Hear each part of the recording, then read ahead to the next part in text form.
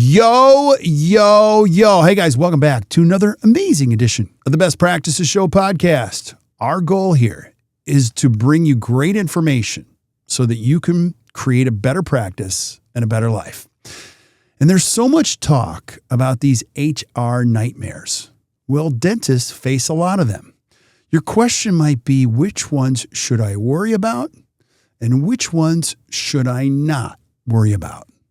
Well, we're going to answer that today with a good friend of ours, Alan Twigg from Bent Ericksen. And he goes right there to help you understand which ones you should worry about and which ones you shouldn't. So please listen up. I hope you guys enjoy it, and we'll see you soon.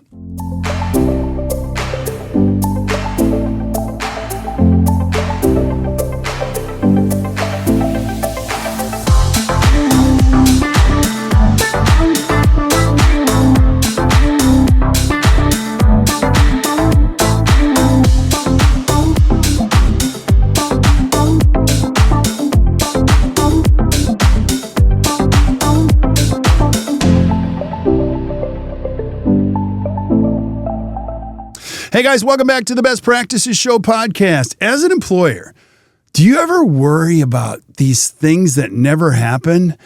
Do you ever think, gosh, I get this thing in the mail, maybe it's unemployment, like, should I worry about this? And then do you ever wonder, like, are there things I should be worrying about? Well, I have those same thoughts all the time. And what's true to this podcast is it's called the Best Practices Show. You know what we get to do?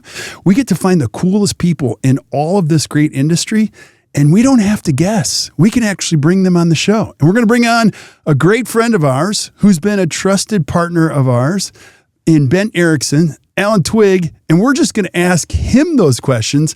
And before we hit the go button today, you were like, okay, this is a big one. And I was like, okay, that is a big one, even for me as a business owner. So thank you for coming back, brother. I appreciate you. Yeah, you bet. Thanks, Kirk. Happy to be back. Happy to talk about my favorite topic, which is all things HR. So let's get into it.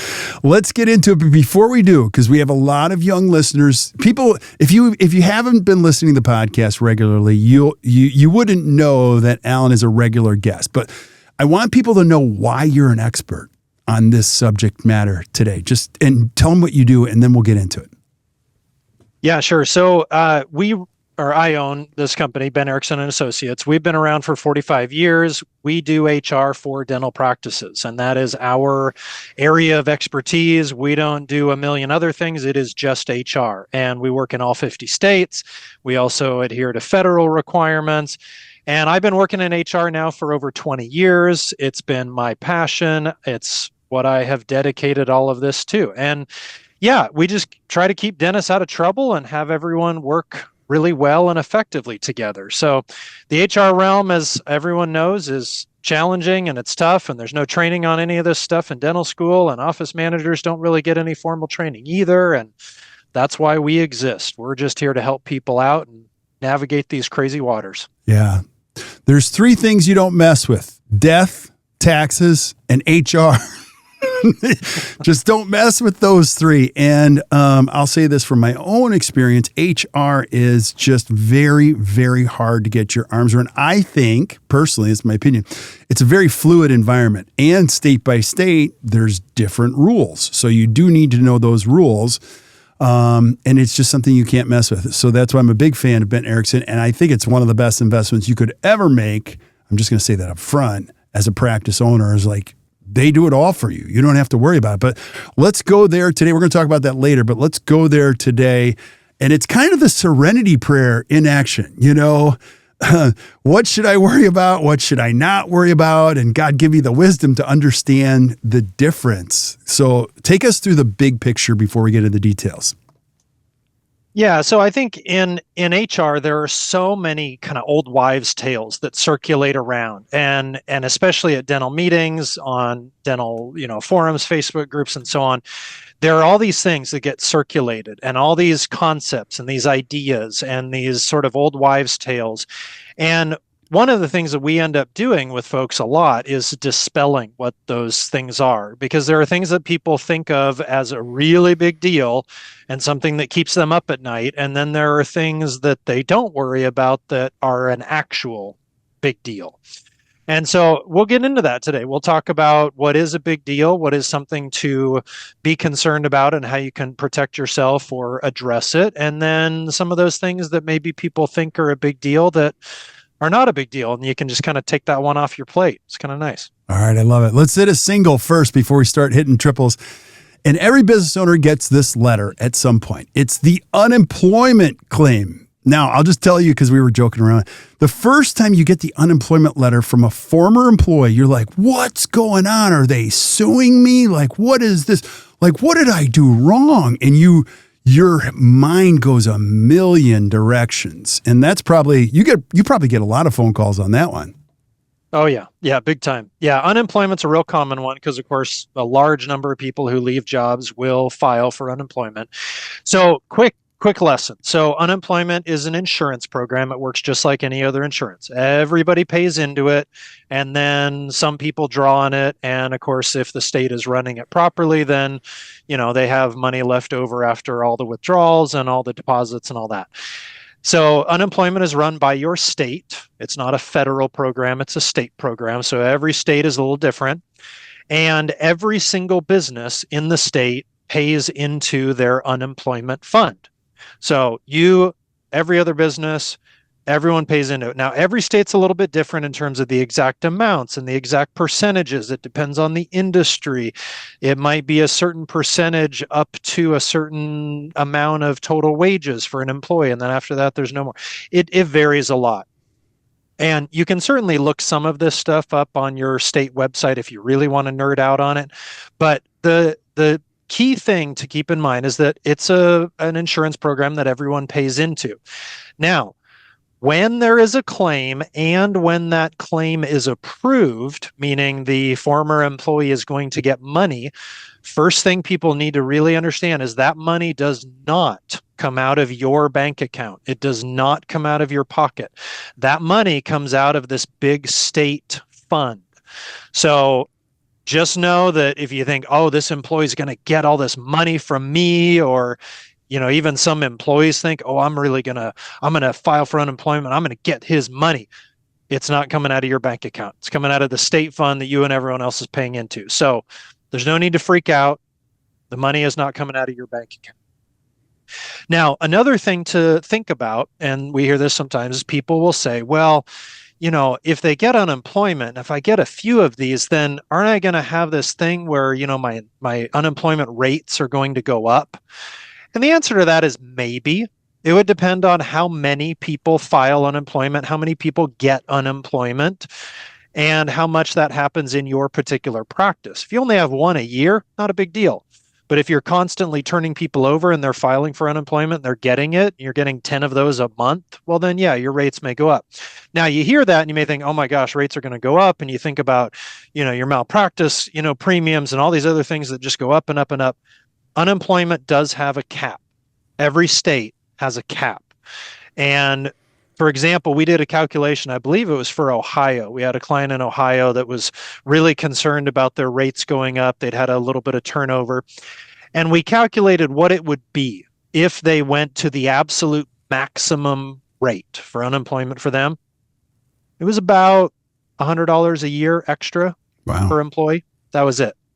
So this whole thing of, oh my gosh, my rates are going to go up. What's going to happen? Oh my gosh. $100 a year, and that was it. Now, again, every state's a little bit different. It varies. But the bottom line with unemployment that we always say is unemployment is not a big deal. We'll talk in a minute about stuff that is a big deal, but unemployment is not a big deal. There's no need to freak out. There's no need to go total nuclear war on trying to protest every single thing there is, appeal hearings, file stuff. I mean, you can if you want. If folks, feel really strongly about it, if you're really bored and you have nothing else to do with your time, go for it. Yeah. We just don't think it's a big deal. And now here's another thing to keep in mind about unemployment. Unemployment can be sort of that first little battle with a former employer or employee. So someone leaves your practice, they leave on bad terms. Maybe you as the dentist, you're a little disgruntled. The employee left, they're a little disgruntled. And then they file for unemployment. You think, all right, It's game on. I am not going to let this person get anything. And you fight and you fight and you fight. Well, that might be the end of it. Or the former employee might say, oh, you want to fight? I'll bring the fight to you. And then they say, oh, you know what? Okay, well, I didn't get the unemployment. Well, let me see what else I can do. And we've seen issues where it starts with unemployment and then it goes into something much more serious. It goes into a state labor board investigation, a wage and hour claim, maybe even a lawsuit. And there are times when we might even say if it's an employee that was disgruntled and you weren't really happy with them, it's like, well, if you kind of let this go, and I mean, you'll still respond. You'll still respond accurately. It's not like you're going to lie and sugarcoat the situation. I mean, you may still tell exactly what happened. But let's say the person does get unemployment and you think, okay, phew, that's it. I don't have to pay this. It comes out of the general fund. And maybe this former employee walks away thinking, ha, I got him. I got unemployment from him. I told him, I won. And then you never hear from this person ever again, and it doesn't cost you a dime.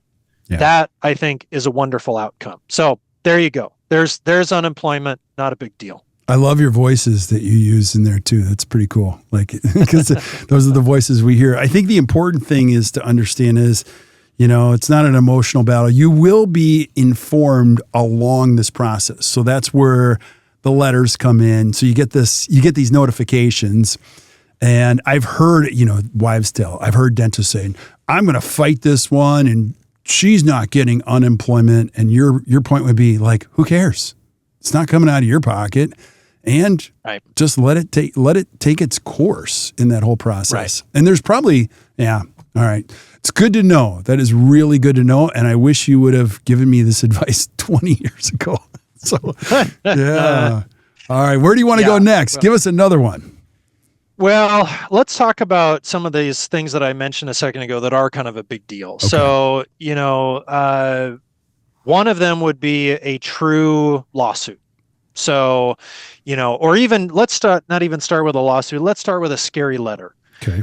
Someone leaves your practice and sometime later you get that scary letter from the attorney, some attorney saying, I'm representing Sarah, worked in your office and you are a terrible employer and we're going to sue you for hundreds of thousands of dollars. Those scary letters are just a tactic. It's a tactic that is an attempt to get a settlement because, of course, lawyers don't want to go to trial because it's expensive and it takes time. What they want is a quick settlement. So you get this scary letter that says, you fired Sarah because she's a minority or because she was pregnant or because she had a disability and that violates all these laws and, therefore we have a case and get ready. And of course, what they want is for you to freak out and call your lawyer and have your lawyer start some negotiations and they get $20,000, $30,000, $50,000 out of it in the settlement. Now, we have talked to labor attorneys who represent employees. And those labor attorneys have said that if they are going after an employer and that employer has their ducks in a row from an HR standpoint, that lawyer does not take the case. And by ducks in a row, we mean all the basic things that no one wants to deal with, like a policy manual and the employee signed an acknowledgement that they read the manual and job descriptions and performance evaluations and, written documentation that said this employee is not performing. And if they do not improve, termination. If they have all of that in place, most attorneys, when they're approached by a former employee, they say, thanks, but no thanks. You got a losing case. It's not looking good. And so that's just a little reminder of how important all of those documentation pieces are. I know it's not sexy. It's not exciting. It's not nearly as interesting as doing cutting edge dentistry. But you hear people always talk about the importance of documentation, the importance of having these things in place, all these HR things. And that's why. Yeah. Because when the stuff hits the fan, they really do make a big difference. Yeah. So that's a scary letter. Scary letters are just about getting a settlement. If you have your ducks in a row, all that happens is your attorney sends a letter back that basically says your claim is complete BS and here's all our documentation that says otherwise. Yeah. And usually then it goes away. It's so weird you say that. 31 years I've been doing this. I've been sued twice. And the attorney who is my friend from high school, he's a really good attorney. He's represented me both times. And the first, both of them you essentially lose. He's like, listen, law is interpreting things. Do you know what I mean? He said it's a lot of money to win and it's a lot of money to lose. You just have to pick how far you want to go on this. And a lot of these times, and in both cases, it was a very emotional standpoint from the person who opposed me. And so I was like, my first thought is, I didn't do anything wrong. Like, this is ridiculous. Blah, blah, blah, blah, blah. And so I dug my heels in and I go, I refuse. Blah, blah, blah, blah, blah. And he's like, that's fine, but they're going to take whatever you. The first one that I'm mentioning was a phone call that I said something. Well, I had no documentation on it. It was just something I said. I was excited. It was a very positive thing, but they took it to a literal explanation. And there was no your point is exactly right. You have to have, if you're listening to this, you have to have everything documented. And I do mean everything as much as possible. And it's too hard to do it on your own if I just can't say enough about you guys is like documenting all that and having it in place because it's amazing. They were asking me about a conversation I had on the phone like 4 years ago. I'm like, I don't even remember the conversation itself. And so it's spot on what you're saying. So, Yeah, and you make a great point that emotions run high in these things, right? And emotions can run high with unemployment too, where it's just, especially if it's someone who truly was just a bad employee. They were vindictive, they were mean, they left you high and dry and just walked off the job. The emotions run high, and that's just where, as much as you can, taking that high road and just saying, it was like with the unemployment example, just saying, nah, I'm going to let this go. I'm going to be the bigger person, and we'll let the chips fall where they may. You also bring up a good point that with these HR things, whether it's a lawsuit or a state labor board thing, these are all civil court cases, not criminal. They're civil. And in criminal cases, there's the whole, if you remember your Law and Order episodes and everything, or Matlock, it's you're innocent until proven guilty. So you have this massive burden that the prosecution has to overcome to prove that you were a evil person. Well, you don't have that with civil cases. Civil cases start out, each person is 50-50. It could go very easily either way. And so all it takes is one little thing, no documentation or, the optics of the thing. You fired someone who's pregnant and she's sitting there crying and you're this big bad dentist with your Mercedes. Those kinds of things, just that alone can tip the scales, even though you truly did nothing wrong. And you were not an actual bad person. And they can't prove that you were a bad person. It's just important to keep that in mind, because I hear that often where people just think, well, but that's not why I did what I did. I did it because they were a bad dental assistant. I'm like, I hear you. And it's he said, she said. And those cases are hard. If you go all the way to fighting it, all the way tooth and nail, it's he said, she said. And it can really easily go either way. So another big one that's important for folks to keep in mind is some sort of a labor board investigation. Those are usually going to come from your state labor board. And a state labor board investigation is messy because with those, you can sometimes get rid of those with a settlement. But in most cases, you got to go through a whole discovery process at a minimum. The state is going to want you to dig up all kinds of records and documentation, provide files, payroll records potentially. And you got to dig all that stuff up, work with your attorney to send it all in. And then that may lead to hearings. It may lead to phone hearings. It may lead to someone from the state coming into your practice and doing some sort of on-site investigation. It's incredibly time-consuming. It takes forever. It's really stressful. And one of the really terrible things about those is, let's say it touches on anything wage and hour, so overtime or not paying for CE properly or lunches, rest breaks, anything like that that's wage and hour. Those cases typically get a lot bigger than just the one employee. And what they start investigating is all of your current and all of your former employees going back 3 years. It can vary a little bit on that timing, but it is not isolated to just that one employee and their one claim. It can very easily go back 3 years on all current and all former employees. And what happens then, if it's, say, unpaid overtime, is then it turns into having to do the back pay and wages and everything for that overtime, plus typically a bunch of penalties as well. So those ones that's another example of something that you just don't want to deal with and you don't want to have. And that's another one where having your ducks in a row and doing whatever you can with people so that they leave your practice on as best terms as you can, that makes a difference. If people leave just super, caught off guard, out of the blue, you fire someone with no documentation, no warnings, no sense that this was coming, that tends to lead to issues more than if you try to work with someone and you sit down and like, look, hey, I've given you a lot of chances and you're just not getting there. Sometimes that helps. Yeah, that's so well said, buddy. The labor piece is just tricky. And if you haven't listened to the previous episode, we did hourly versus salary. You have to listen to that because it changed the way I think about that. And let's go back to the labor thing, is that this is one of those things that's unforgivable.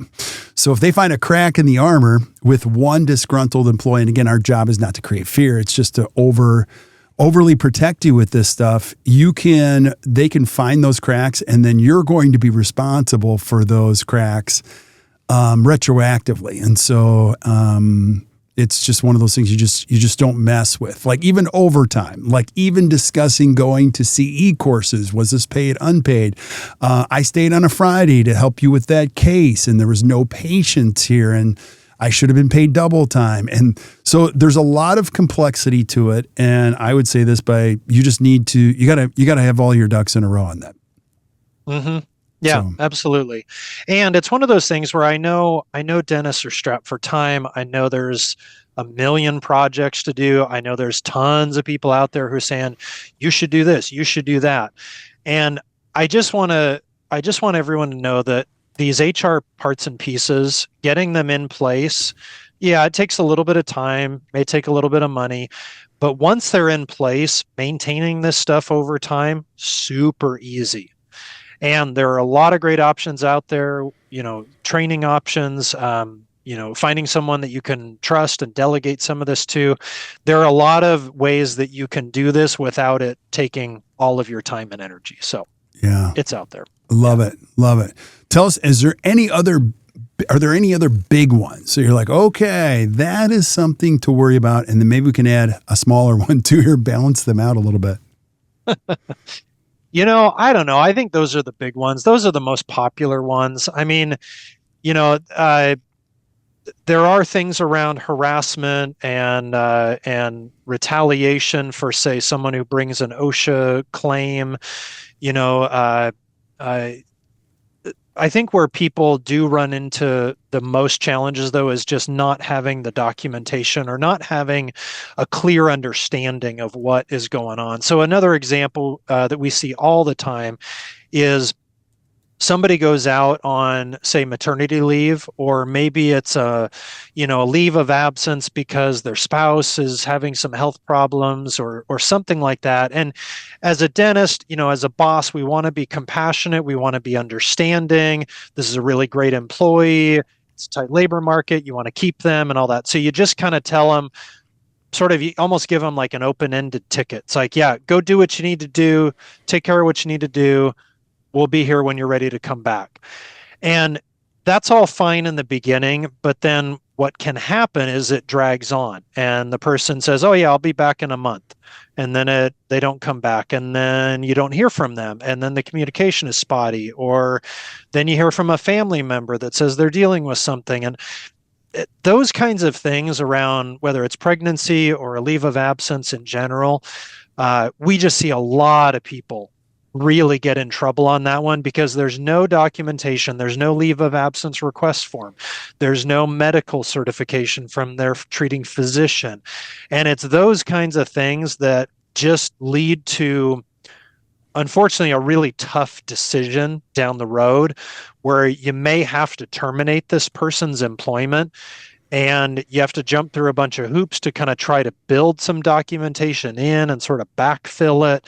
And then when you do finally make the decision, it is risky because, you might be terminating someone who is pregnant or has just given birth, or someone who, maybe you're in a state, employee threshold, where the employee's, spouse's medical condition is sort of covered under some sort of, paid family leave or a family medical leave protection. And now you're in kind of risky territory with that.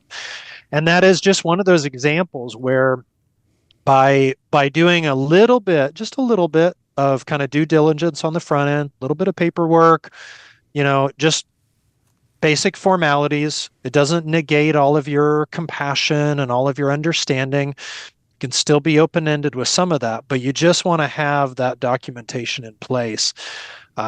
So that's another common one that we see because, of course, dentists are nice. They're good people. They want to help people. They want to, make life better for all kinds of folks out there. And so it's easy to translate that to your team. And that just, unfortunately, can come back to bite you a little bit. That is so true, buddy. So true. Well, I really appreciate this. And you and I are going to continue this journey on all things HR so that if you're listening to the podcast, you don't have to deal with any of these in advance. So let's do this. If there's anything else you want to add, let's add it. But let's give us some final thoughts on this, Alan. And then I know people that are listening are going to want to know more about you. Like, how do I find it? And I'm just going to tell you, it's worth it to reach out to Bent Ericksen and just let them do this work for you. But before we do, give us some final thoughts.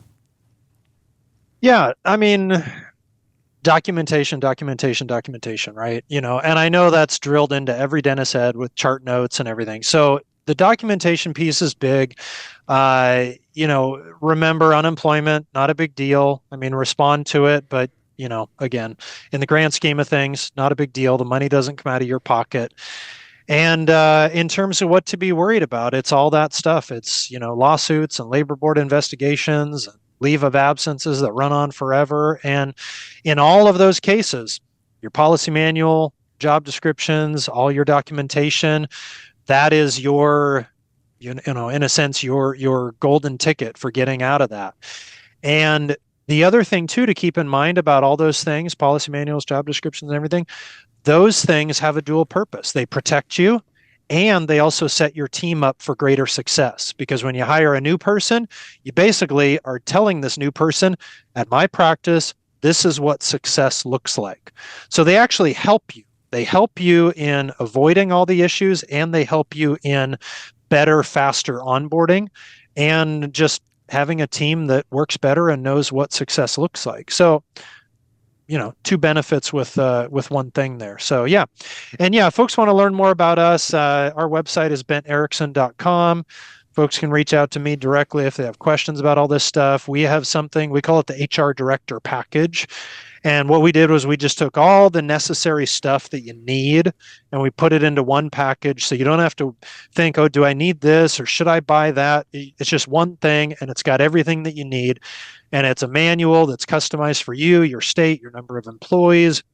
It's dental specific job descriptions. It's all of those forms, all the different forms you would ever possibly need. So you never have to reinvent the wheel. And then we keep everything up to date over time. And you also get full unlimited access to our HR specialists for any kind of phone call, email about any kind of HR topic. And that's unlimited. There's no extra charge for it. There's no meter that's ever running. You can call us as much as you want.